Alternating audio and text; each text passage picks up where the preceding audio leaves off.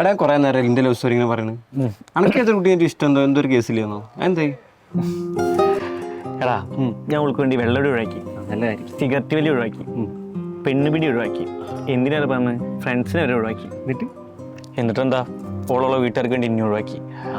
അല്ല ഓൾ എന്നെ പ്രപ്പോസ് ചെയ്ത് പറഞ്ഞു. നിങ്ങളൊന്ന് ഫസ്റ്റ് കണ്ടത്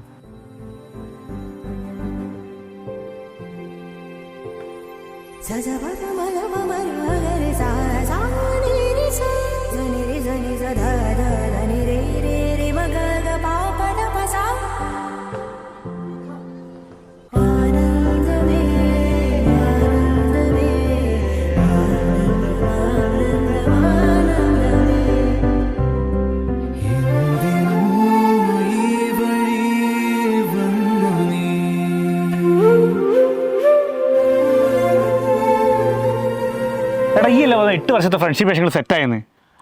അപ്പം എനിക്ക് ആദ്യം ഇഷ്ടം തോന്നിനിയാ? എടാ ഫസ്റ്റ് അവള് കണ്ടപ്പോൾ തന്നെ ക്രഷ് അടിച്ചിന്.